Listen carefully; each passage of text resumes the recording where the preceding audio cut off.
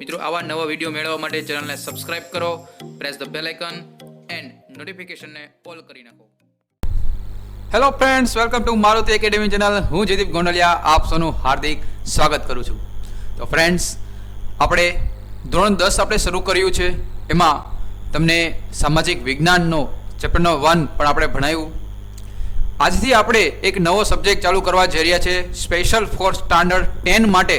મિત્રો, અત્યારે બધી સ્કૂલો છે તો સ્કૂલો તો બંધ છે અને ટ્યુશન ક્લાસીસમાં ભણાવવા છે, પરંતુ છતાં કેટલાક ઘણા એવા વિદ્યાર્થી મિત્રો છે કે જે લોકોને એ ત્યાં સુધી પહોંચતું નથી.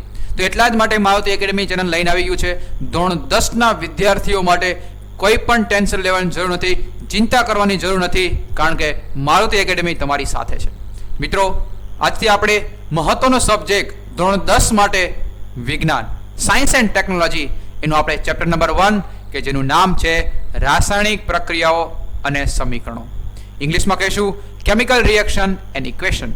તો મિત્રો, આજે નવું ચેપ્ટર શરૂ કરવાનું છે અને હજુ સુધી તમે જો મારુતિ એકેડેમી ચેનલ સબસ્ક્રાઇબ ન કરી હોય તો ફર્સ્ટ ઓફ ઓલ સબસ્ક્રાઇબ કરી નાખજો અને પ્રેસ ધ બેલ આઇકન, જેથી હું હવે પછીના વિડીયો હું તમને જ્યારે મૂકું ત્યારે તમને નોટિફિકેશન મળતી રહે. ઓકે મિત્રો, તો ચાલો આપણે શરૂ કરીએ ચેપ્ટર નંબર 1 રાસાયણિક પ્રક્રિયાઓ અને સમીકરણો. મિત્રો, એની પહેલાં હું તમને એક વસ્તુ સમજાવું કે આ સાયન્સ એન્ડ ટેકનોલોજી આખો સબ્જેક્ટ એટલે કે એમાં 3 પાર્ટ્સ છે: ફિઝિક્સ, કેમેસ્ટ્રી અને બાયોલોજી. તો મિત્રો, આજે આપણે જે છે એ આપણે કેમેસ્ટ્રીનું પહેલું ચેપ્ટર આપણે કરવાનું છે, કેમિકલ રિએક્શન એન્ડ ઇક્વેશન, રાસાયણિક પ્રક્રિયાઓ અને સમીકરણો. મિત્રો, તમને ખ્યાલ છે ઉનાળાના તાપમાને જ્યારે આપણે દૂધને ખુલ્લું મૂકવામાં આવે તો શા માટે બગડી જાય છે? આપણા મમ્મી છે, મમ્મી જો તમે દૂધને ગરમ કરી નાખે છે. શું કામ ભાઈ? પછી જ્યારે તમે અમારો વિડીયો જોઈ રહ્યા છો ત્યારે ઘણી વખત વરસાદ પડ્યો હોય, ભેજવાળું વાતાવરણ હોય, ત્યારે ખીલ્લી હોય અથવા લોખંડની વસ્તુ હોય તો એના ઉપર કાટ લાગી જાય છે. તો ભાઈ શા માટે? ત્રીજી વસ્તુ કે ભાઈ આપણે દ્રાક્ષ ખાતા હોય, ઓકે, પણ દ્રાક્ષ તમે અઠવાડિયું સુધી ખાધી ન હોય ને આમને પડી રહ્યું હોય તો દ્રાક્ષ શું થાય છે? બગડી જાય છે અને જેના પરિણામે આથવણ થઈ જાય છે, બગડી જાય છે. શું કામ? પછી આપણા શરીરમાં ખોરાકનું જે પાચન થાય છે, ડાયજેશન થાય છે, કેમ થાય છે ભાઈ? ખબર છે મિત્રો? અને આપણે જે શ્વાસ લઈએ છીએ, ઓક્સિજન લઈએ છીએ અને કાર્બન ડાયોક્સાઇડ બહાર કાઢીએ છીએ, તો આ બધાની પાછળ કારણ શું? તો મિત્રો, એ જ કારણ આપણે આ ચેપ્ટરમાં ભણવાનું છે. શા માટે આ પાછળની જે રીઝન શું છે, આ પાછળની પ્રક્રિયા કઈ છે, એ આપણે આ ચેપ્ટરમાં ભણવાનું છે. તો મિત્રો, આપણે જે ઉનાળાના તાપમાને હોય એ જ્યારે દૂધને ખુલ્લું રાખીએ છીએ ત્યારે બગડી જાય છે અને જ્યારે ગરમ કરી નાખીએ છીએ ત્યારે બગડતું નથી. તો મિત્રો, આ એનો મતલબ એવો થયો કે સ્ટાર્ટિંગમાં નથી બગડતું અને પછી બગડી જાય છે. તો એનો મતલબ મિત્રો એવું થયું કે પ્રારંભિક પદાર્થની જે પ્રકૃતિ હતી, જે સ્વભાવ હતો, એની ઓળખમાં કંઈક ને કંઈક પરિવર્તન થાય છે અને આ જે પરિવર્તન થાય એને આપણે કહીશું રાસાયણિક પ્રક્રિયાઓ, કેમિકલ રિએક્શન. કેમ ભાઈ? કારણ કે આપણે ખબર છે કે જ્યારે ખોરાક આપણે પાચન કરીએ છીએ ત્યારે એ તો ખોરાક હોય, કોઈ પણ તમે દાળ ભાત શાક રોટલી ખાઓ છો ત્યારે એ ખોરાક હોય, પરંતુ જ્યારે તમે એને પેટમાં નાખો છો ત્યારે નાના નાના કણોમાં એ વિભાજિત થાય અને પ્રોટીન, કાર્બોદિત અને વિટામિન કે ચરબી એમાં કન્વર્ટ થાય છે. એનો મતલબ કે એક ઘટકો બીજા ઘટકોમાં રૂપાંતર થાય છે. એ પદાર્થની પ્રકૃતિની ઓળખમાં કંઈક ને કંઈક પરિવર્તન થાય છે. તો આ બધાને મિત્રો શું કહેશું? રાસાયણિક ફેરફારો. સમજો મિત્રો? તો આ રાસાયણિક ફેરફારો છે એ જ્યારે કંઈક રાસાયણિક રીતે થાય અને પ્રક્રિયા થઈ છે, તો આ પ્રક્રિયા કેવી રીતે થઈ તો મિત્રો આપણે સમજીએ.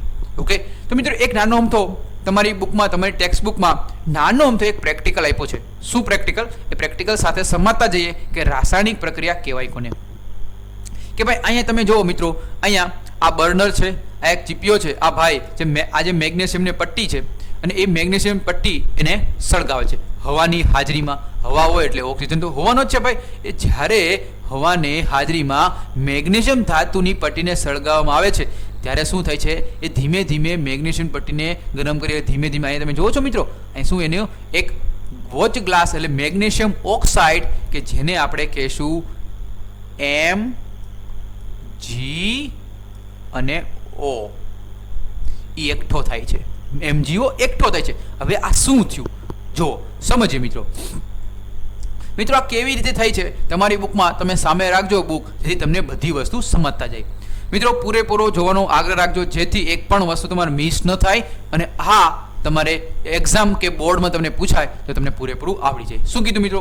જ્યારે મેગ્નેશિયમની પટ્ટી જ્યારે સળગાવવામાં આવે ત્યારે એક સફેદ જ્યોતથી સળગે છે અને સફેદ પાવડર રાખ સ્વરૂપે પરાવર્તિત થાય. આપણે હમણાં જોયું કે સફેદ પાવડર એક કાચની રકેબીમાં એકઠો થયો અને જેને આ જે પાવડર મળ્યો એ શું છે?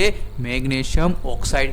એનો મતલબ એવો કે જ્યારે મેગ્નેશિયમ ધાતુને ઓક્સિજનની હાજરીમાં રાખવામાં આવે છે, એ બે વચ્ચે જ્યારે પ્રક્રિયા થાય છે ત્યારે મેગ્નેશિયમ ઓક્સાઇડ કે જે સફેદ પાવડર સ્વરૂપે મળે છે. તો આ શું થયું મિત્રો? અંદર એક પ્રક્રિયા થઈ અને પરિણામે કાંઈક આપણે નવું વસ્તુ મળ્યું, રાસાયણિક પ્રક્રિયા કહેવાય. તો આ જે રાસાયણિક પ્રક્રિયા છે એ મુખ્યત્વે આપણે 3 રીતે નક્કી કરી શકીએ. કાં તો અવસ્થામાં પરિવર્તન થાય, કાં તો રંગમાં પરિવર્તન થાય, કાં તો વાયુનો ઉદ્ભવ થાય, કાં તો તાપમાનમાં પરિવર્તન થાય. તો મિત્રો એક્ઝામમાં આવું પૂછાઈ શકે કે જ્યારે મેગ્નેશિયમ ધાતુની પટ્ટીને સળગાવવામાં આવે છે ત્યારે એમાં કેવા રંગની જ્યોતથી સળગે છે? તો મિત્રો મેં હમણાં તમને કીધું સફેદ રંગથી. ઓકે મિત્રો, આ વસ્તુ યાદ રાખજો, સફેદ રંગની જ્યોતથી સળગે છે અને પરિણામે સફેદ પાવડર આપને સ્વરૂપે મળે છે. ઓકે મિત્રો, સમજાણું? બરોબર. હવે આપણે સમજીએ મિત્રો કે રાસાયણિક સમીકરણ, યસ, આ આપણે રાસાયણિક પ્રક્રિયા છે એ રાસાયણિક પ્રક્રિયાને મારે આ તો સમજી ગયું ભાઈ, આપણે વર્ડ્સ એટલે કે શબ્દો દ્વારા તો સમજી શકી, પરંતુ એને મારે શાબ્દિક રીતે સમજવું હોય, એટલે કે એને મારે ઇંગ્લિશના વર્ડમાં કેવું હોય તો મેં કેવી રીતે કહું. જેમ કે મેં તમને એક એક્ઝામ્પલ તો અહીં આપ્યું છે કે મેગ્નેશિયમ એને ઓક્સિજનની હાજરીમાં જ્યારે એ મેગ્નેશિયમ ઓક્સાઇડ બને છે, તો જે મેગ્નેશિયમ અને ઓક્સિજન છે એ બંનેનો આપણે શું કર્યું? સરવાળો કર્યો અને પરિણામે આપણે શું મળ્યું ભાઈ? Magnesium oxide. તો આ જે મેગ્નેશિયમ અને ઓક્સિજન છે એ બંનેને શું કહેવાય? એને કહેવાય પ્રક્રિયકો. અને જે નિપજ એટલે શું? કે જે મેગ્નેશિયમ અને ઓક્સાઇડ મળ્યું એને આપણે કહીશું નિપજ. તો એનો મતલબ એવો કે જે પ્રક્રિયા, જે રાસાયણિક પ્રક્રિયામાં ડાબી બાજુ જે કોઈ પણ તત્વો હોય તો એને આપણે શું કહીશું? પ્રક્રિયકો કહીશું. અને જે જમણી બાજુ હોય એને આપણે શું કહીશું? નિપજ કહીશું. અને જે તીરની નિશાની છે એ શું દર્શાવે છે? એ તીરની નિશાની એવું દર્શાવે છે કે જે હંમેશા પ્રક્રિયકથી નિપજ તરફ જઈ રહી છે, આવું આપણે કહી શકીએ. તો મિત્રો સમજાણું કે કોઈ પણ વસ્તુ પ્રક્રિયક અને નિપજ કેવી રીતે બને તમે સમજાયા છો. હવે આપણે સમજીએ મિત્રો કે રાસાયણિક આ સમીકરણ છે મારે લખવું કેમ? આ તો શાબ્દિક રીતે તો સમજી ગયા, પરંતુ એને સૂત્રની મદદથી મારે લખવું હોય તો કેમ લખવું? તો મિત્રો આ તમારે એક્ઝામમાં પૂછાય, એ આની પછીનો ટોપિક છે. કેમ લખવું? ભાઈ મેગ્નેશિયમ છે, 9મા ધોરણમાં તમે ભણી ગયા કે મેગ્નેશિયમને દર્શાવવા માટે Mg લખાય, ઓક્સિજનને દર્શાવવું હોય તો O2 લખાય, અને જે આપણે મળે છે MgO કે MgO. તો મિત્રો સમજાણું કે આ શું છે? આ તીર છે, તો તીરની ડાબી બાજુ તરફ એને LHS કહેવાય અને જમણી તરફ એને કહેવાય RHS. તો આ મિત્રો અહીંયા જો મેગ્નેશિયમના કેટલા તત્વો છે ભાઈ? એક તત્વ છે કે નહીં? હા. ત્યારે સામે કેટલા છે? અહીંયા પણ એક તત્વ છે, બરોબર છે. ઓક્સિજનના કેટલા છે? અહીંયા 2 છે. અહીંયા ઓક્સિજન કેટલા છે? અહીંયા 2, 1 છે. તો એનો મતલબ કે જે પ્રક્રિયા છે માં પ્રક્રિયક અને નિપજમાં જે પરમાણુની જે સંખ્યા છે એ બંને બાજુએ સરખી હોવી જોઈએ. પણ અહીંયા આ સમીકરણ બંને બાજુ સરખી છે ભાઈ? નથી. તો સરખી કરવી પડે તો એનો મતલબ કે માને સમીકરણને સમતોલિત બનાવવું પડે. શું કરવું પડે? સમતોલિત રાસાયણિક સમીકરણ બનાવવું પડે, બેલેન્સ્ડ કેમિકલ ઇક્વેશન કરવું પડે. તો એ આપણે સમજવાનું છે. શું કામ આવું કરવું પડે ભાઈ? બેલેન્સ શું કામ કરું છું? કારણ કે કોઈ પણ આપણે ખબર છે કે દળ સંચયના નિયમ મુજબ, દળ સંચયનો નિયમ શું કહે છે? લો ઓફ કન્વર્ઝેશન લો શું કહે છે? કે કોઈ પણ રાસાયણિક પ્રક્રિયા છે એમાં પ્રક્રિયામાં દળ એટલે કે દ્રવ્યનું સર્જન થતું નથી, વિનાશ થતો નથી, માત્ર ને માત્ર એક સ્વરૂપમાંથી બીજા સ્વરૂપમાં રૂપાંતર થાય છે, જેને આપણે દ્રવ્ય સંચયનો નિયમ કહેવામાં આવે છે. તો મિત્રો એક્ઝામ માટે પોઈન્ટ ઓફ વ્યૂ IMP કે દ્રવ્ય સંચયનો નિયમ શું છે? તો આ વસ્તુ સમજાણું. તો અહીંયા આપણે રાસાયણિક સમીકરણમાં આ બે દ્રવ્ય છે, તો અહીંયા જેટલા અહીંયા હોય તત્વો પરમાણુ એટલા જ અહીંયા હોવા જોઈએ કે નહીં, પરંતુ અહીંયા ઓક્સિજન 1 છે, અહીંયા ઓક્સિજન 2 છે, તો મારે અહીંયા શું કરવું પડે કે 2 વડે મારે ગુણવું પડે. તો હવે સમીકરણ સંતુલિત એક સ્ટેપ આપણે સમાતા જઈએ. જુઓ, અથવા પહેલાં અહીંયા તમને સમજાવી દઉં જેથી તમને વધારે સમજી શકો. ઓકે મિત્રો, જો આ જે છે તો અહીંયા આ જે સમીકરણ છે, તો અહીંયા આ સમીકરણમાં હું અહીંયા આ બાજુ જેમ કે અહીં લખી દઉં છું, આ Mg પ્લસ O2, અહીંયા શું આવશે, અહીંયા આવશે Mg અને O. તો આ MgO છે, તો અહીંયા O ઓક્સિજન 2 છે, અહીંયા 1 છે, તો અહીંયા મારે આ 2 વડે ગુણવા પડશે ભાઈ. અહીંયા 2 વડે ગુણ્યા એનો મતલબ મેગ્નેશિયમ કેટલા થઈ ગયા ભાઈ, 2 થઈ ગયા. તો અહીંયા પણ મને 2 વડે ગુણવા પડે કે નહીં? હા ભાઈ, તો અહીંયા 2 વડે હું ગુણી દઉં. તો જો હવે 2 મેગ્નેશિયમ થઈ ગયા, અહીંયા પણ 2 મેગ્નેશિયમ થઈ ગયા. એનો મતલબ જેટલા ડાબી બાજુ તત્વો હતા એટલા જ જમણી તરફ થઈ ગયા. સમજાણું? તો આવી રીતે બેલેન્સ્ડ ઇક્વેશન બનાવી શકીએ. ઓકે, પછી જેમ કે બીજું તમને ઇક્વેશન આપ્યું છે કે ઝીંકને કેના વડે દર્શાવાય? Zn. સલ્ફ્યુરિક એસિડ એટલે કે H2SO4. તો ઝીંક ધાતુને સલ્ફ્યુરિક એસિડમાં જ્યારે નાખવામાં આવે છે ત્યારે શું બને છે? ઝીંક સલ્ફેટ અને હાઇડ્રોજન વાયુ શું છે? છૂટો પડે છે. ઝીંક સલ્ફેટ અને હાઇડ્રોજન વાયુ છૂટો પડે છે. તો અહીંયા પણ મિત્રો અહીંયા ઝીંક કેટલા ધાતુ તત્વો છે? જેમ કે અહીંયા LHSમાં કેટલા? ઝીંક 1, RHSમાં 1, હાઇડ્રોજન કેટલા? 2, હાઇડ્રોજન 2, સલ્ફર 1 અને ઓક્સિજન 4, તો ઓક્સિજન 4. એનો મતલબ આ જે સમીકરણ છે એ સમીકરણમાં જેટલા ડાબી બાજુ તત્વો હતા એટલા જ જમણી તરફ તત્વો થઈ ગયા. એનો મતલબ અહીંયા આપણું ઇક્વેશન છે, સમીકરણ છે, એ કેવું છે? સમતોલિત સમીકરણ છે. તો અહીંયા આપણે કરવાની જરૂર નથી. તો આને આપણે શું કહીશું? સમતોલિત રાસાયણિક સમીકરણ કહીશું. ઓકે મિત્રો, સમજાતું જાય છે? ઓકે, આગળ જોઈએ. જો હવે આ સમીકરણ છે, આ સમીકરણ એમાં આપ્યું છે Fe2O એટલે કે આયન. Fe એટલે લોખંડ એટલે કે આયરન, કે જેને પાણીની હાજરીમાં આપણે નાખવામાં આવે છે ત્યારે બની છે Fe3O4 એટલે કે ફેરસ સલ્ફેટ. શું કહીશું મિત્રો? એને ફેરસ સલ્ફેટ કહેવાય. ફેરસ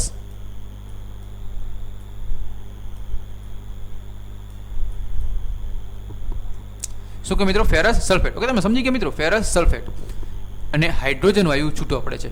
પણ મિત્રો આ કેવી રીતે? જેમ કે અહીંયા Fe કેટલા છે? અહીંયા 1 છે, અહીંયા 3 છે, અહીંયા હાઇડ્રોજન 2, ઓક્સિજન અહીંયા 1, અહીંયા ઓક્સિજન 4. તો એનો મતલબ કે મારે અહીંયા સમીકરણને સમતોલિત બનાવવું પડે. તો કેવી રીતે બનાવવું? અહીંયા સ્ટેપ બાય સ્ટેપ હું તમને સમજાવું છું. તો પહેલું સમીકરણ જુઓ, અહીં તમે જુઓ કે આ રાસાયણિક સમીકરણને સમતોલિત કરવા માટે સૌપ્રથમ દરેક સૂત્રની ફરતે એક ખાનું એટલે કે ચોકઠું બનાવી નાખો. જે તમારે સમીકરણ છે એને સમતોલિત બનાવવું હોય ચોકઠું બનાવી નાખો. જોયું પછી શું કરવાનું કે એ બંને એમાં જેટલા ડાબી બાજુ તત્વો છે અને જમણી બાજુ તત્વો એ બધાને નામ લખી નાખો. ટોટલ કેટલા છે? Fe, H2 અને O. ટોટલ 3 તત્વો છે, Fe, H અને O. તો Fe ડાબી બાજુ કેટલા છે? 1. પછી હાઇડ્રોજન કેટલા? 2. ઓક્સિજન કેટલા? 1. અહીંયા જો Fe કેટલા? 3. હાઇડ્રોજન કેટલા? 2. ઓક્સિજન કેટલા? 4. એનો મતલબ હવે મારે શું કરવું પડશે? મારે વ્યવસ્થિત બનાવવું પડશે કે નહીં? તો હવે શું કરવું કે ભાઈ સમતોલિત કરવા માટે સૌથી પહેલાં મારે શું કરવું પડશે કે અહીંયા આ જે ઇક્વેશન છે એ ઇક્વેશનમાં સૌથી પહેલાં મારે અહીંયા હાઇડ્રોજન કેટલા છે? 2 છે, અહીંયા 2 છે, પણ અહીંયા ઓક્સિજન કેટલા છે? 4 છે. તો અહીંયા મારે અહીંયા 4 વડે ગુણવું પડે કે નહીં? જો આને હું 4 વડે એટલે કે અહીંયા હું 4 વડે ગુણી દઉં તો ઓક્સિજન કેટલા થઈ જાય? 4 થઈ જાય. ઓક્સિજનની 4 થઈ જાય. પરંતુ મિત્રો અહીંયા Fe કેટલા થાય? અહીંયા 3 Fe છે, તો મારે અહીંયા 3 વડે ગુણવા પડે કે નહીં? ચાલો અહીંયા 3 વડે ગુણું, 3 Fe થઈ ગયા. પરંતુ ઓક્સિજન કેટલા છે? અહીંયા 4 થઈ ગયા. હાઇડ્રોજન કેટલા છે? 4. મિત્રો અહીંયા શું થાય? આ બેનો ગુણાકાર થાય, તો 4 દૂને 8. જ્યારે અહીંયા કેટલા છે? 4. તો આને કેટલા વડે ગુણવા પડે? 4 વડે. સમજે છે મિત્રો? તો આવી રીતે તો મિત્રો જો સમજતા જાઓ તો હાઇડ્રોજનમાં સમતોલિત કરવા માટે નિપજમાં 4 વડે ગુણીએ તો જો 4 વડે મેં ગુણી દીધું. જેવું અહીંયા 4 વડે ગુણ્યું તો શું થયું મિત્રો? 4 વડે 4 દુ 8. તો મિત્રો હવે મારે હાઇડ્રોજન છે અને 4 વડે ગુણવા પડશે કે નહીં? અહીંયા તો જો હવે અહીંયા પાછું 8 વડે, અહીંયા 4 દુ 8 થઈ ગયા. તો હવે તમે જે ઇક્વેશન આવશે એમાં 4 વડે ગુણેલું આવશે. આવ્યું મિત્રો કે નહીં? આવ્યું ને? તો અહીંયા 4 વડે ગુણી દીધું તો આ થઈ ગયું. પરંતુ હજી આપણે 4 ઓક્સિજન થઈ ગયા. Fe કેટલા? 3. તો અહીંયા મારે કેટલા કરવા પડશે? 3 કરવા પડશે ને. જો હવે પછીનું જે સમીકરણ છે એ તમને 3 વડે મલ્ટીપ્લાય ગુણાકાર થયેલું હશે. જે આયનના ટુકડા છે, લોખંડ છે, એને આપણે 3 વડે ગુણી દઈએ અને પરિણામે આપણું જે સમીકરણ છે એ કેવું બનશે? સમતોલિત સ્થિતિમાં જોવા મળશે. યસ, જો તો અહીંયા 3 Fe થઈ ગયા, અહીંયા 3 Fe, અહીંયા 3 Fe, અહીંયા 3 Fe. હાઇડ્રોજન કેટલા છે? 4 દુને 8, 4 દુને 8. ઓક્સિજન કેટલા? 4, ઓક્સિજન 4. તો બધી રીતે આ જે સમીકરણ આપણે એટલીસ્ટ છેલ્લે મેળવ્યું એ આપણે શું મેળવ્યું? સમતોલિત સમીકરણ. તો આ જે પદ્ધતિ છે સમીકરણને સંતુલિત કરવાની પદ્ધતિ, એને શું કહીશું આપણે? હીટ એન્ડ ટ્રાયલ પદ્ધતિ. શું કહેવાય મિત્રો? આ પદ્ધતિને હીટ એન્ડ ટ્રાયલ પદ્ધતિ કહેવાય. તો મિત્રો સમજાણું તો એક્ઝામમાં પૂછાય કે હીટ એન્ડ ટ્રાયલ પદ્ધતિ સમજાવો, તો કોઈ પણ આવું ઇક્વેશન આપવાનું અને ઇક્વેશનથી આ 5 સ્ટેપ તમારે કરવાના. 6 સ્ટેપ કરો એટલે તમારે આખું સમજાઈ જાય. ઓકે મિત્રો, આવી રીતે તમારી બોર્ડની એક્ઝામમાં કોઈ પણ તમને બેલેન્સ કરવાનું સૂત્ર આપે તમને હવે આવડી જાય કે નહીં? આરામથી આવડી જાય. ઓકે, ન આવડે તો મને કમેન્ટ બોક્સમાં કહેજો. હવે બીજું છે સ્ટેપ શું છે કે અહીંયા બીજા સ્ટેપમાં ભૌતિક અવસ્થાઓની સંજ્ઞા લખવી. શું કીધું મિત્રો? ભૌતિક અવસ્થા છે એની સંજ્ઞા. સંજ્ઞા એટલે જે સંજ્ઞા કેવી ભૌતિક અવસ્થા? ઘન છે કે પ્રવાહી છે કે વાયુ? તો એ આપણે કેમ ખબર પડે? તો એ મિત્રો આપણે ખબર પડી જાય. જેમાં ઘન હોય, જો ઘન હોય તો એને આપણે કેના વડે દર્શાવવું? સોલિડ વડે, એટલે કે એસ વડે. જો એ લિક્વિડ હોય એટલે પ્રવાહી હોય તો એલ વડે દર્શાવવાનું. વાયુ હોય તો ગેસિયસ. અને જો એ જલીય હોય તો એને એક્યુ વડે દર્શાવવાનું. કેના વડે? એક્યુ, જેને ઇંગ્લિશમાં કહેવાય એક્વિયસ, એટલે એક્યુ. તો અહીંયા લોખંડનો ટુકડો છે તો અમે સોલિડમાં જ હોય, ઘનમાં જ હોય. જે પાણી છે એ પાણીની બાષ્પ છે તો અહીં ગેસિયસના ફોર્મમાં. અને આ જે છે એ ફેરસ સલ્ફેટ, તો ફેરસ સલ્ફેટના ટુકડા મળે એટલે એ પણ સોલિડ. અને હાઇડ્રોજન તો કેવો હંમેશા ગેસિયસ જ હોય. તો એ તમારે અહીંયા તમને શું લખ્યું છે? તમને અહીંયા બધાય અલગ અલગ વસ્તુ, માહિતી, ભૌતિક પરિસ્થિતિ લખી છે. તો એવી રીતે મિત્રો અહીંયા હજી તમને ઉદાહરણ આપ્યા છે કે જે તમે જોઈ શકો છો. આ જે ઉદાહરણ એક્ઝામમાં પૂછાઈ શકે જ્યારે આ શું છે? CO. CO એટલે શું થાય? Carbon monoxide. તમારી બુકમાં લખતા જજો મિત્રો. CO એટલે કાર્બન મોનોક્સાઇડ. એને હાઇડ્રોજનની હાજરીમાં 340 વાતાવરણ દબાણે જ્યારે આપવામાં આવે છે ત્યારે કેમાં કન્વર્ટ થાય છે? મિથેનોલ. કેમાં થાય છે? મિથેનોલ, એટલે કે આલ્કોહોલ બને છે. એવી જ રીતે તમે આપણે 7મા ધોરણમાં ભણી ગયા સૂર્યપ્રકાશની હાજરીમાં જ્યારે કોઈ પણ વનસ્પતિ હોય તો શું બનાવે? ગ્લુકોઝ. તો ગ્લુકોઝનું સમીકરણ શું થાય? C6H12O6. તો અહીંયા તમે પણ જુઓ સમીકરણ કેવું બને છે? સંતુલિત. સૂર્યપ્રકાશ ક્લોરોફિલની હાજરીમાં આ જે ઇક્વેશન છે એ ઇક્વેશન કેનું છે? સૂર્યપ્રકાશ એટલે કે પ્રકાશ સંશ્લેષણ પ્રક્રિયાનું છે. મિત્રો યાદ રાખજો, ગ્લુકોઝનું સમીકરણનું સૂત્ર શું થાય? C6H12O6. ઓકે મિત્રો, ચલો અહીંયા સુધી સમજાઈ ગયું. ચાલો હવે આપણે સમજીએ કે આ રાસાયણિક પ્રક્રિયા છે એ રાસાયણિક પ્રક્રિયાના ખરેખર પ્રકાર કેટલા પડે એ આપણે સમજીએ. ટોટલ 5 પ્રક્રિયા છે. એક પ્રક્રિયાના ઉદાહરણ સાથે એક્ઝામ માટે મોસ્ટ ટાઈમ્પી ક્વેશ્ચન ક્યાં છે એ પણ તમને કહેતો જાઓ. તો ચાલો સમજીએ. તો મિત્રો ટોટલ રાસાયણિક પ્રક્રિયાઓ 5 પ્રકારની છે મેં તમને કીધું. સૌથી પહેલાં આમ જોઈએ તો સૌથી પહેલાં નામ આપી દઉં. સૌથી પહેલી છે સંયોગીકરણ પ્રક્રિયા, બીજી છે વિઘટન પ્રક્રિયા, ત્રીજી છે વિસ્થાપન પ્રક્રિયા, ચોથી છે દ્વિવિસ્થાપન પ્રક્રિયા અને 5મી છે ઓક્સિડેશન અને રિડક્શન પ્રક્રિયા. સમજાઈ ગયું મિત્રો? આ 5 પ્રક્રિયા આપણે ડિટેલમાં ભણવાના છીએ અને વિથ ઉદાહરણ સાથે. તો મિત્રો સમજતા જાજો અને લખતા જાજો તમારી બુકમાં, જેથી તમને પણ કંઈ વાંધો આવે નહીં. મિત્રો અહીંયાથી 100% 2 માર્કનો તમારી એક્ઝામમાં, બોર્ડની એક્ઝામમાં ક્વેશ્ચન પૂછાય છે. એટલા માટે મિત્રો ધ્યાનપૂર્વક વિડીયોને જોજો. સૌથી પહેલાં આપણે સમજીએ સંયોગીકરણ પ્રક્રિયા, કે જેને ઇંગ્લિશમાં કહીશું કોમ્બિનેશન રિએક્શન. નામ ઉપરથી જ ખબર પડે ભાઈ. સંયોગીકરણ એટલે કે કોમ્બિનેશન એટલે કે બે જે હોય એને કોમ્બાઇન થતું હોય. કમ્બાઇન એટલે સંયોગ, ભેગું થતું હોય. પણ શું ભેગું? તો સમજીએ મિત્રો. સૌથી મિત્રો અહીંયા તમને એક એક્ઝામ્પલ તો તમને સમજાવું કે અહીંયા એક બીકર છે. હવે આ બીકરમાં હું નાખું કેલ્શિયમ ઓક્સાઇડ. શું નાખું? કેલ્શિયમ ઓક્સાઇડ એટલે કે કળી ચૂનો, જે આપણે ચૂનાનો પથ્થર કહીએ છીએ એ ચૂનાનો પથ્થર નાખ્યો. જેવો ચૂનાનો પથ્થર નાખીએ અને પાણીને આમ રાખીએ છીએ તો શું મિત્રો ધીમે ધીમે બરબુડીએ થવા મળે કે નહીં? પરપોટા થવા મળે. કારણ કે એ શું બને છે, એટલે કે બરબુડિયા થાય છે, એટલે કે એમાં જે શું થાય છે, પરપોટા ખીલે છે, એ શું થઈ, એનો મતલબ એમાંથી ઉષ્મા નીકળી, ગરમી ઉત્પન્ન થાય છે. તો મિત્રો એટલા જ માટે કેલ્શિયમ ઓક્સાઇડ, તો મિત્રો યાદ રાખજો કેલ્શિયમ ઓક્સાઇડનું બીજું નામ શું છે, એનું નામ છે કળી ચૂનો, જેને કહેવાય CaO. મિત્રો વસ્તુ યાદ રાખજો, કળી ચૂનો કેલ્શિયમ ઓક્સાઇડના પૂરજોશથી પાણી સાથે જે પ્રક્રિયા કરવામાં આવે છે ત્યારે ફોડેલો ચૂનો એટલે કે કેલ્શિયમ હાઇડ્રોક્સાઇડ પાણી સાથે પ્રક્રિયા કરીને શું બનાવે છે, ફોડેલો ચૂનો, કે જેને શું કહેવાય, સ્લેક્ડ લેમ્પ પણ કહેવાય છે. મિત્રો એક્ઝામમાં પૂછાઈ ગયું, ફોડેલો ચૂનો એટલે શું કહેવાય, સ્લેક્ડ લાઇમ, સ્લેક્ડ લાઇમ, CaOH ટ્વાઇસ. કેમ, એક્વિયસ પાણીની હાજરીમાં ફોડેલો ચૂનો અને ગરમી ઉત્પન્ન થાય છે. તો આ પ્રક્રિયામાં અહીંયા કેલ્શિયમ ઓક્સાઇડ ને પાણી સાથે સંયોજાય એક નિપજ કે જે કેલ્શિયમ હાઇડ્રોક્સાઇડ બનાવે છે.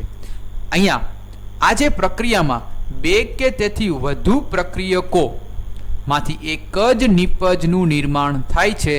તેથી આ પ્રક્રિયાને આપણે શું કહીશું, સંયુગીકરણ પ્રક્રિયા કહીશું મિત્રો.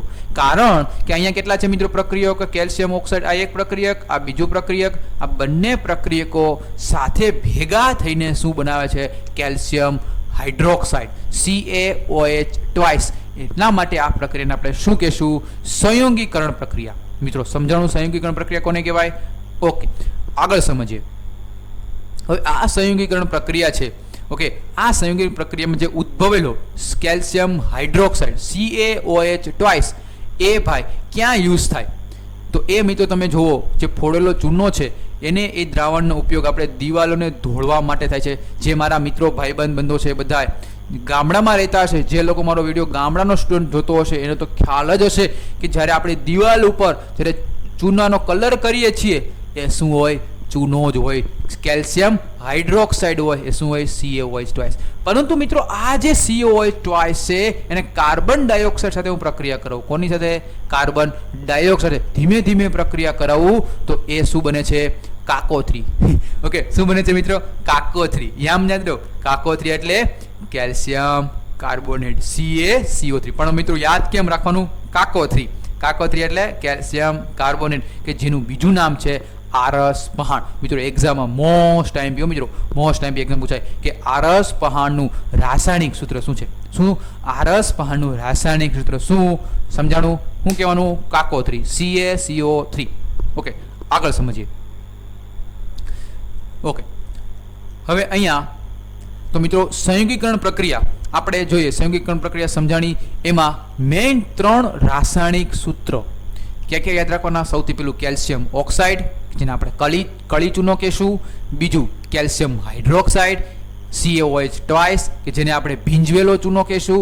ત્રીજો કે જેને આપણે શું કહીશું, માર્બલ કહીએ, આરસ પહાણ કહીએ, કે જેને આપણે કહેવાય કેલ્શિયમ કાર્બોનેટ કાકો3 CaCO3.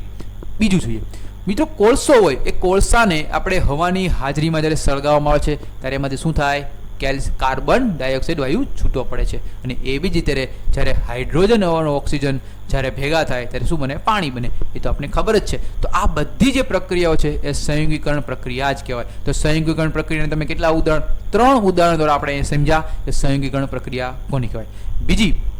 બીજી પ્રક્રિયા સમજવાની છે કે મિત્રો જ્યારે બહુ વધારે પડતી ગરમી, વધુ માત્રામાં ઉષ્મા ઉત્પન્ન થઈ છે અને આ પ્રક્રિયા મિશ્રણને ગરમ કરે છે, તો એવી પ્રક્રિયા દરમિયાન નિપજ જે આપણે મળે છે, આઉટપુટમાં છેલ્લે જે મળે છે એ નિર્માણની સાથે સાથે થોડીક ઉષ્મા પણ મુક્ત કરી ને. કારણ કઈ ઉષ્મા મુક્ત કરી, જ્યારે કોલસો જ્યારે ચૂનો હતો, ચૂનાને પાણીમાં નાખો ત્યારે પરપોટા નીકળે, તો એનો મતલબ ગરમી ઉત્પન્ન થઈ. અને આ ગરમી જે ઉત્પન્ન થઈ એ પ્રક્રિયા છે એને આપણે બીજી ભાષા પણ કહીએ, એને કહેવાય ઉષ્માક્ષેપક, એટલે કે એક્ઝોથર્મિક પ્રોસેસ કહેવાય. એક્ઝોથર્મિક ઉષ્માક્ષેપક. ઉષ્માક્ષેપક એટલે શું, ઉર્જાને છૂટી પાડવી. શું કહેવાય, ઉર્જાને છૂટી પાડવી એટલે કે ઉષ્માક્ષેપક પ્રક્રિયા. અથવા એને તમે બીજું પણ ઉદાહરણ તમને આપું, ઉષ્માક્ષેપક પ્રક્રિયાનું બીજું ઉદાહરણ દ્વારા સમજાવું કે જ્યારે કુદરતી વાયુ એટલે કે મિથેન, આ જે કુદરતી વાયુ છે એટલે કે જે મિથેન વાયુ છે એને જ્યારે પાણીની એટલે ઓક્સિજનની હાજરીમાં જ્યારે ગરમ કરવામાં આવે, સળગાવવામાં આવે છે ત્યારે એ કાર્બન ડાયોક્સાઇડ અને હાઇડ્રોજન વાયુ છૂટો પડે છે. તો મિત્રો અહીંયા જુઓ, કાર્બન કેટલા, 1, કાર્બન કેટલા, 1, ઓક્સિજન કેટલા, 2 દુને 4. અહીંયા કેટલા છે ઓક્સિજન 2 2 2 4. તો અહીંયા પણ ઓક્સિજન 4 થઈ ગયા, અહીંયા પણ ઓક્સિજન 4 થઈ ગયા, અને હાઇડ્રોજન 4, અને હાઇડ્રોજન તો 2 2 4 તો છે જ. તો આવી રીતે કુદરતી વાયુનું આપણે સળગાવીએ તો આ પણ એક કેવી પ્રોસેસ છે? ઉષ્મા ક્ષેપક પ્રોસેસ.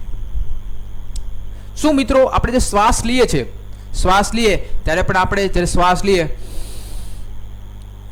જ્યારે અને ઉષ્મા જ્યારે ઉર્જા જ્યારે કાર્બન ડાયોક્સાઇડ ગેસ કાઢી તો ત્યારે પણ શું એ ઉષ્માક્ષેપક પ્રક્રિયા કહેવાય કે ન કહેવાય? હા ભાઈ કહેવાય. કારણ કે જ્યારે આપણે ઉષ્મા કાઢી છીએ ત્યારે શું થાય?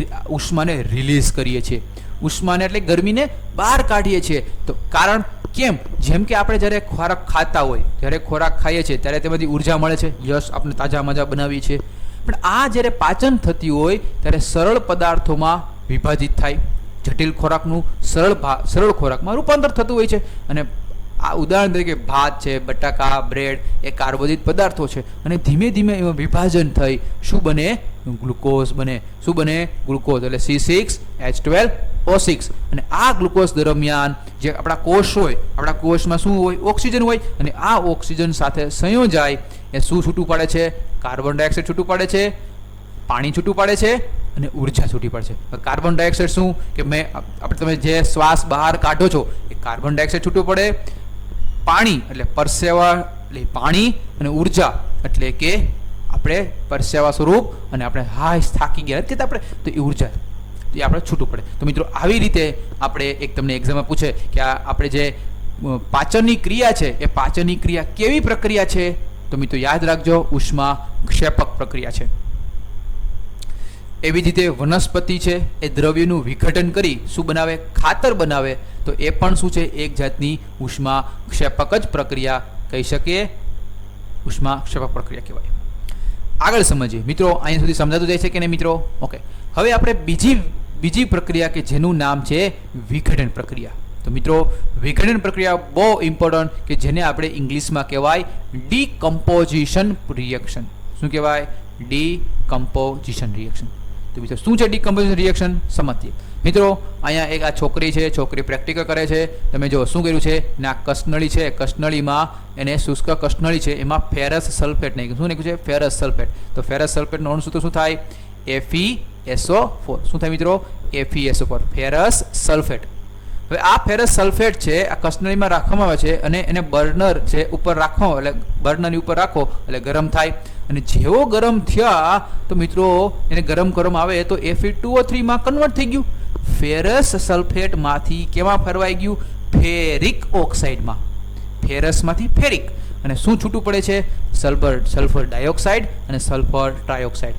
તો મિત્રો જ્યારે આ ફેરસ સલ્ફેટ છે એને ગરમ કરવામાં આવે છે ત્યારે એનો લીલો રંગ બદલાયો, અને આ લીલો રંગ બદલાવાથી સલ્ફરના બળવાથી એક ખરાબ એવી વાસ આવે છે મિત્રો, અને એ વાયુ ધીમે ધીમે બહાર નીકળે છે.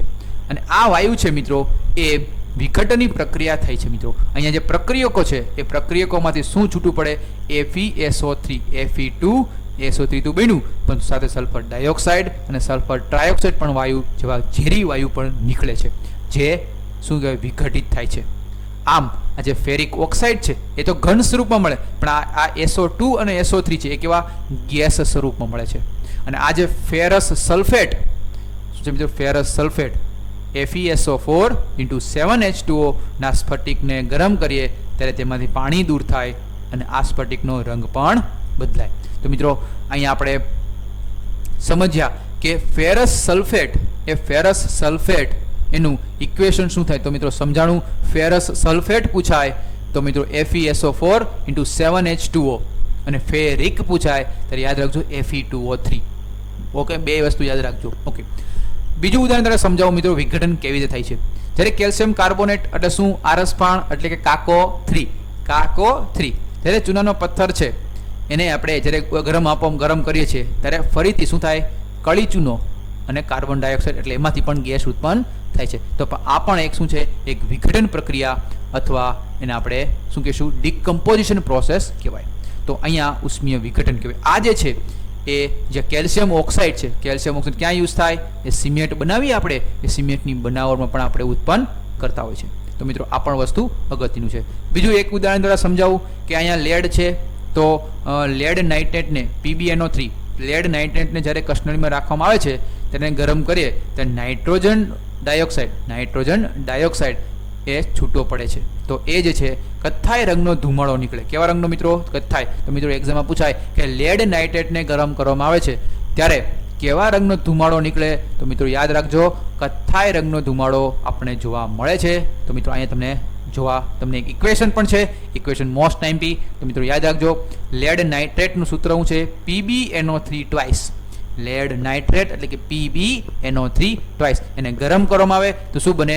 લેડ ઓક્સાઇડ, નાઇટ્રોજન ઓક્સાઇડ અને ઓક્સિજન એ છૂટું પડે છે. તો અહીંયા પ્રક્રિયા કેટલા? એક, પણ નિપજ કેટલી મળે છે? લેડ ઓક્સાઇડ, નાઇટ્રોજન ડાયોક્સાઇડ અને ઓક્સિજન. આવા 3 પ્રકારની નિપજ આપને મળે છે. ઓકે મિત્રો, તો અહીંયા સુધી તમને આ વસ્તુ છે એ બેઝિક વસ્તુ છે, તમને વસ્તુ સમજાઈ ગયું છે. આગળ સમજીએ કે જ્યારે સૂર્યપ્રકાશ છે તો સૂર્યપ્રકાશમાં જ્યારે સફેદ સિલ્વર ક્લોરાઇડ એટલે શું? AgCl. શું કહેવાય? AgCl. તો AgCl છે એને આપણે સૂર્યપ્રકાશની હાજરીમાં મૂકવામાં આવે છે. અહીંયા સૂર્યપ્રકાશની હાજરીમાં સિલ્વર ક્લોરાઇડને રાખવામાં આવે છે ત્યારે એ સિલ્વર ક્લોરાઇડમાં વિઘટન થઈ શું બને? સિલ્વર અને ક્લોરીન બને છે. તો AgCl છે કેવું? છૂટું પડી જાય. સૂર્યપ્રકાશ આવે એટલે કેવું બને? છૂટા પડી જાય. અને પોતે કેવું? એક સિલ્વર અને ક્લોરીન બંને શું અલગ અલગ ધાતુ બની જાય. અને કેવા રૂપમાં? ભૂરા રંગમાં. કેમાં બની જશે? સિલ્વર ક્લોરાઇડનું ભૂરા રંગમાં રૂપાંતર થઈ સિલ્વર ધાતુમાં રૂપાંતર થઈ જાય. જે આપણે બીજું કંઈ આપ્યું છે, જ્યારે એવી રીતે સિલ્વર બ્રોમાઇડ છે તો એમાં પણ Ag અને Br, જે AgBr છે એ પણ સિલ્વર બ્રોમાઇડ. અહીંયા શ્યામ અને શ્વેત જે ફોટોગ્રાફીમાં બ્લેક એન્ડ વ્હાઇટમાં આપણે જે તમે ફોટા પાડતા હોય ને બ્લેક એન્ડ વ્હાઇટ, તો એમાં પણ આ શું વપરાય? જે સિલ્વર બ્રોમાઇડ છે એ સિલ્વર બ્રોમાઇડ ક્યાં યુઝ થાય છે? ફોટોગ્રાફીમાં. મોસ્ટ ટાઈમ કે સિલ્વર બ્રોમાઇડ ક્યાં યુઝ થાય? ફોટોગ્રાફીમાં પણ યુઝ થાય. અહીંયા મિત્રો ઉર્જા શું છે? શોષે છે. તો આ જે પ્રક્રિયા છે એને આપણે શું કહેશું?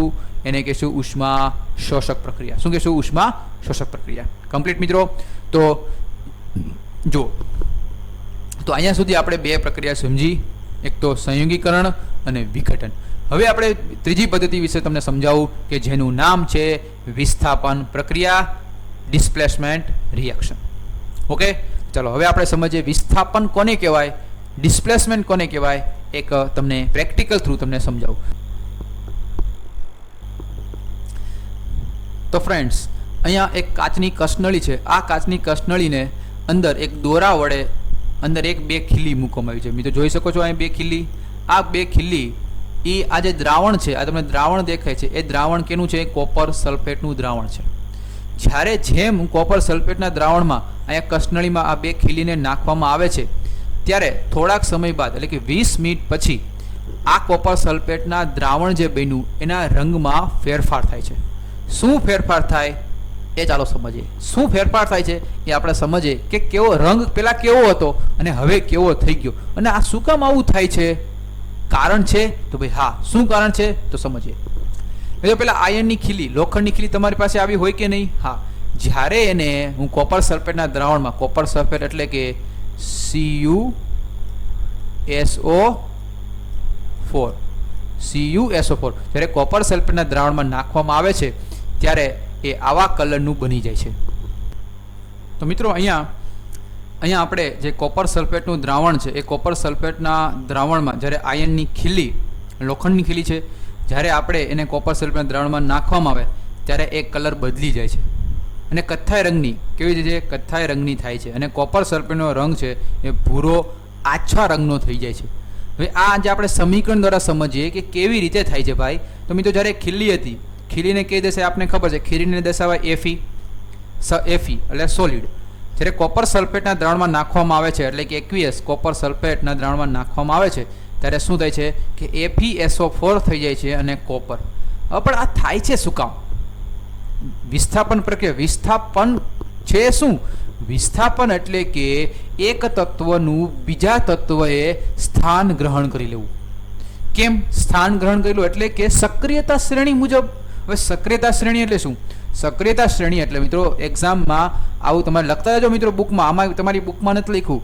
સક્રિયતા શ્રેણી એટલે કે જે એવા તત્વો કે જેના સક્રિય કોઈ પણ બીજા તત્વ સાથેની કામ કરવાની સક્રિયતા વધારે હોય.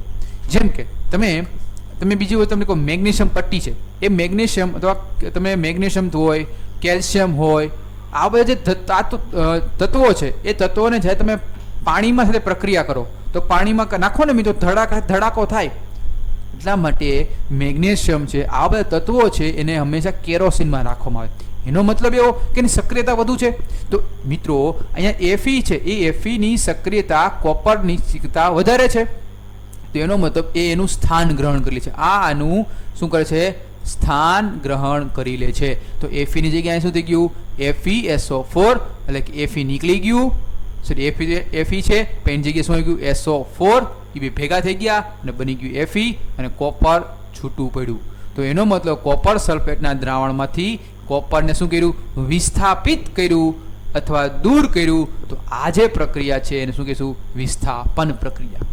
બીજી ભાષામાં તો બીજું કહું, જેમ કે ઝીંક છે, કોપર સલ્ફેટના દ્રાવણમાં ઝીંકનો ટુકડો નાખવામાં આવે તો બની જાય ઝીંક સલ્ફેટ અને કોપર ધાતુ છૂટી પડે.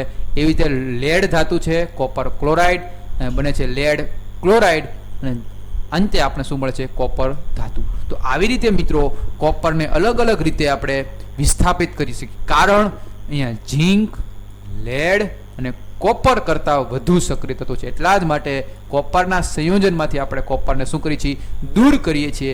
એટલા માટે આ પ્રોસેસને, આ પ્રક્રિયાને વિસ્થાપન પ્રક્રિયા કહેવાય. મિત્રો મજા આવી લેક્ચરમાં? હવે આપણે સમજીએ ચોથી પ્રક્રિયા કે જેનું નામ છે દ્વિવિસ્થાપન પ્રક્રિયા. દ્વિવિસ્થાપન એટલે કે ડબલ ડિસ્પ્લેસમેન્ટ રિએક્શન.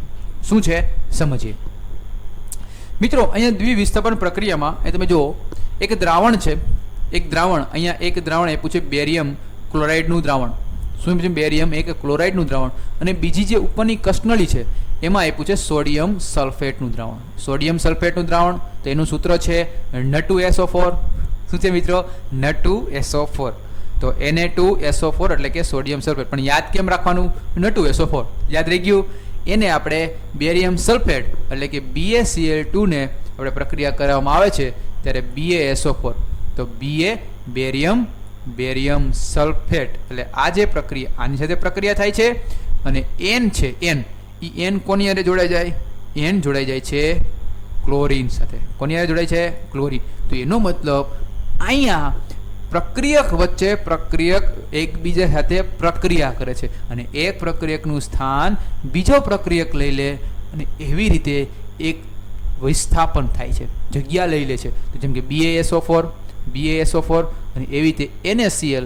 તો અહીંયા મિત્રો ડબલ વિસ્થાપન થયું. આગળ શું હતું? એક જ જગ્યાએ વિસ્થાપન થતું હતું, એક જ તત્વ ભાગ લેતો, પણ બંને તત્વો ભાગ લે છે. એટલા માટે આ પ્રક્રિયા શું કહેવાય? દ્વિવિસ્થાપન પ્રક્રિયા કહેવાય. અને આ જે અહીંયા જ્યારે સોડિયમ સલ્ફેટનું દ્રાવણ જ્યારે આપણે બેરિયમ સલ્ફેટના દ્રાવણમાં નાખું છું ત્યારે અહીંયા સફેદ કલરના મને એક વસ્તુ મળી આવે છે. સફેદ કલરના પદાર્થ મળી આવે છે જેને આપણે કહીશું અવક્ષેપ. ઇંગ્લિશમાં કહેવાય પ્રેસિપિટેટ. એવી જે પ્રક્રિયા કે જેમાં અવક્ષેપ ઉત્પન્ન થાય તો એ પ્રક્રિયાને અવક્ષેપણ પ્રક્રિયા કહેવાય. તો મિત્રો મોસ્ટ ટાઈમ બી એક્ઝામમાં પૂછાયો કે ભાઈ અવક્ષેપણ પ્રક્રિયા એ કઈ પ્રક્રિયામાં જોવા મળે?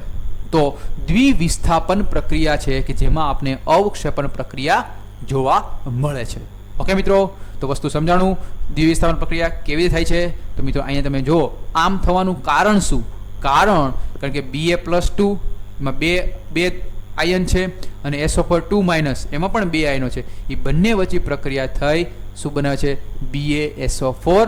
જેમ કે આ +2 આ -2 પોતે કર્યો બની ગયા તટસ્થ અને સફેદ અવક્ષેપ મળે. એટલે કે બેરિયમ સલ્ફેટના મને સફેદ અવક્ષેપ મળે અને બીજી બાજુએ મને સોડિયમ ક્લોરાઇડની એક નિપજ મળે છે જેમાં પ્રક્રિયકો વચ્ચે આયનોની આપલે થાય તેવી પ્રક્રિયાને શું કહેવાય? દ્વિવિસ્થાપન પ્રક્રિયા કહેવાય. વસ્તુ સમજાણું મિત્રો? તો જે પ્રક્રિયા વચ્ચે આયનોની આપલે થાય તો એને શું કહેવાય? દ્વિવિસ્થાપન પ્રક્રિયા. તો મિત્રો અહીંયા આપણે ચોથી પ્રક્રિયા જબરદસ્ત રીતે સમજાયું અને ન સમજાયું તો ફરીથી રિપીટ કરી નાખજો જેથી તમને સમજાઈ જાય. હવે આપણે છેલ્લી અને લાસ્ટ આપણે પ્રક્રિયા સમજીએ કે જેનું નામ છે ઓક્સિડેશન એન્ડ રિડક્શન. શું છે સમજીએ.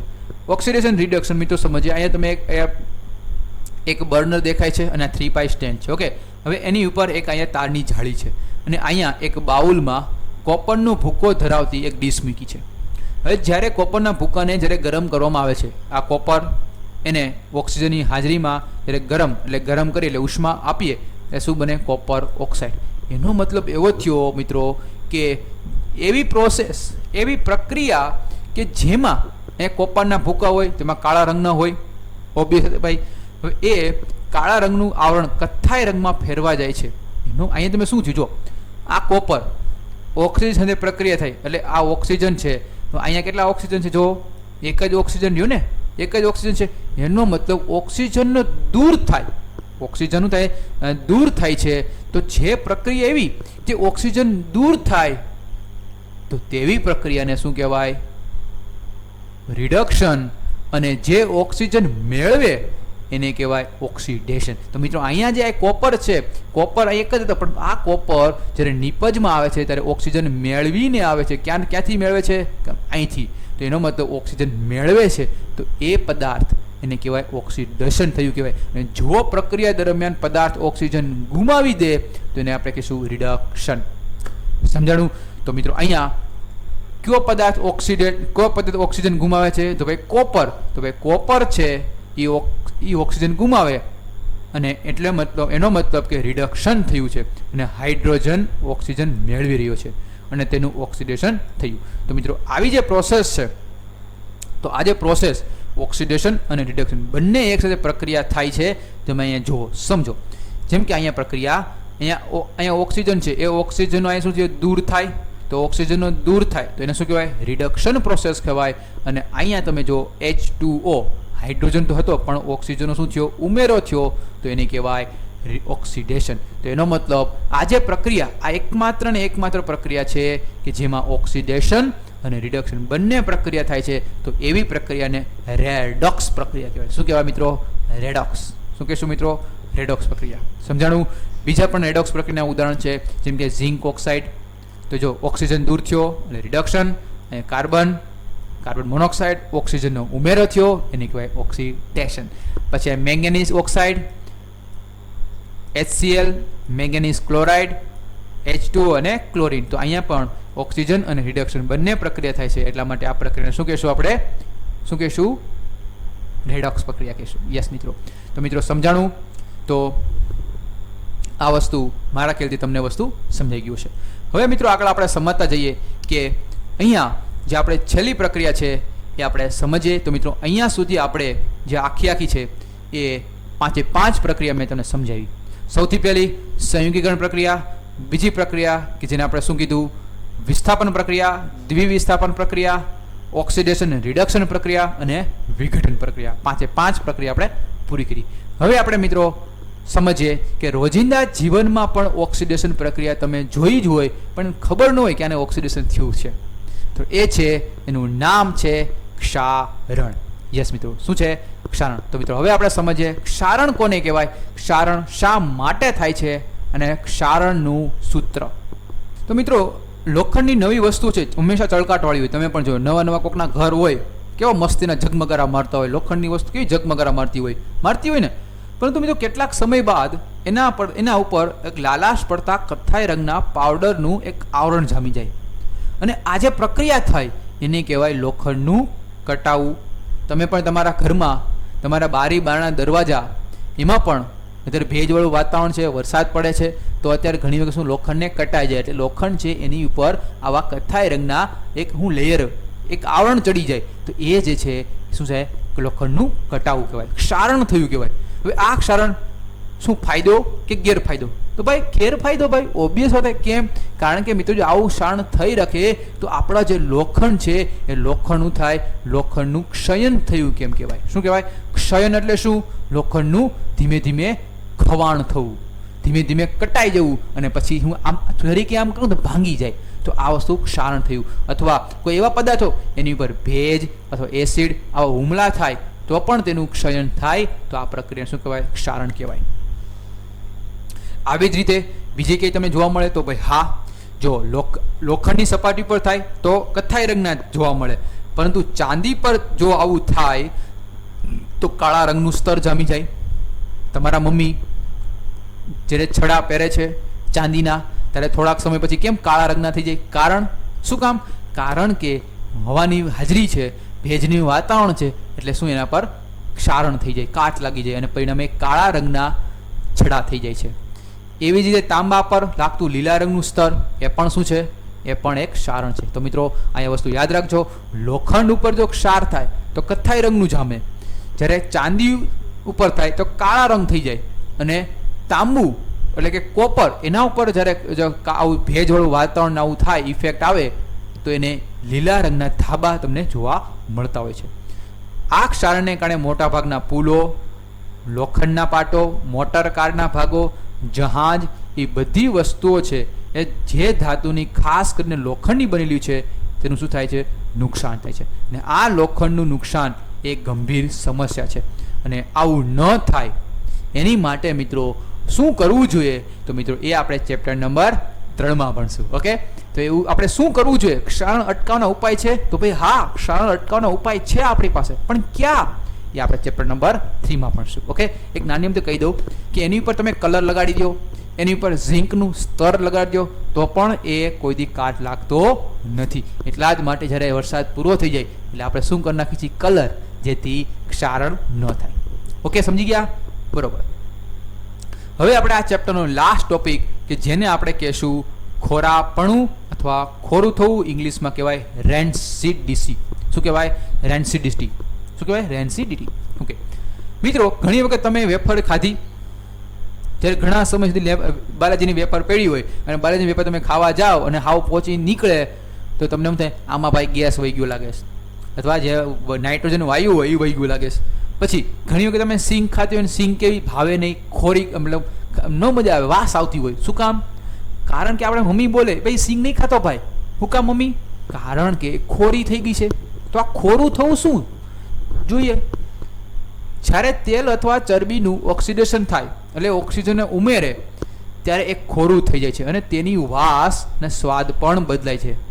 જેમ કે સામાન્ય રીતે ચરબીયુક્ત કોઈ પદાર્થ હોય, તેલી ખોરાક હોય, એમાં ઓક્સિડેશનનો પ્રતિકાર પદાર્થ ઉમેરવામાં આવે, એટલે કે એન્ટીઓક્સિડન્ટ ઉમેરવામાં આવે. હવે એ એન્ટીઓક્સિડન્ટ એટલે શું? નાઇટ્રોજન ગેસ ઉમેરવામાં આવે. આ નાઇટ્રોજન ગેસ ઉમેરવામાં આવે જેથી બાલાજીની વેફર કે સિંગ છે એ સિંગ શું થઈ છે? ખોરી થઈ જાય છે. શું થઈ જાય છે મિત્રો? ખોરી. અને જેથી આપણને એના સ્વાદમાં અને એના વાસમાં ફેરફાર જોવા મળે છે. વસ્તુ સમજાણું? તો આ તમને 2 માર્કમાં પૂછાય કે ખોરું થવું એટલે શું, ખોરાપણું એટલે શું? સમજાવો તો વસ્તુ સમજાણું.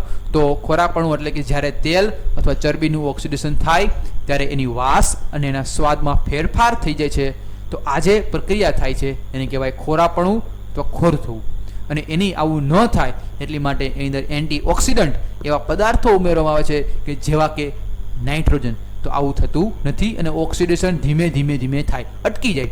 તો આવું આપણે રાખવામાં આવે છે. એટલા જ માટે જો આપણે ચિપ્સ ખાઈએ છીએ બાલાજીની, ગોપાલની કે લેઝની, તો શું થાય? એની અંદર નાઇટ્રોજન ગેસ ભરેલો હોય એટલે કોઈ દી એમાં વેફર કે ચેવડો કે સિંગ ભજીયા કે આલુ સેવ કોઈ દી ખોરી થતી નથી. સમજાણું?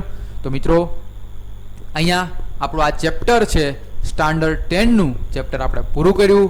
તો મિત્રો કેવો રહ્યો લેક્ચર? મજા આવી? ઓકે મિત્રો, તો મિત્રો જો તમને આ દિલથી લેક્ચર સમજાણું હોય તો મિત્રો તમારા મિત્રો, ભાઈબંધ જેટલા સ્કૂલમાં હોય, તમારા સાથે હોય, ધોરણ 10માં ભણતા હોય, એ બધા લોકોને પકડીને શેર કરો જેથી એ પણ જાણી શકે, સમજી શકે. સ્કૂલ બંધ છે તો મિત્રો આ અમારો મારુતિ એકેડેમી તરફથી એક નાનકડો પ્રયાસ હતો કે તમે પણ સમજી શકો. ઓકે, તો મિત્રો અહીંયા આપણે આ ચેપ્ટરમાં 5 પ્રક્રિયા સમજી, રાસાયણિક પ્રક્રિયા, પછી આપણે જોયું ક્ષારણ અને છેલ્લે આપણે જોયું ખોરાપણું શું છે. ઓકે, તો હવે આપણે નેક્સ્ટ ચેપ્ટરમાં ચેપ્ટર નંબર 2 ભણશું વિજ્ઞાનમાં. અને જો તમારે વિડીયો એ પણ જોવો હોય તો મારુતિ એકેડેમી ચેનલને સબસ્ક્રાઇબ કરી નાખજો, નોટિફિકેશન ઓલ દબાવી દેજો, બેલ આઇકન દબાવી દેજો, ઓલ કરી નાખજો જેથી હું તમને વિડીયો ગમે ત્યારે મોકલું ત્યારે તમને નોટિફિકેશન આવી જાય. ઓકે, જો મિત્રો વિડીયોને ગમ્યો હોય તો વિડીયોને લાઇક કરજો. ત્યાં સુધી bye, take care, see you soon.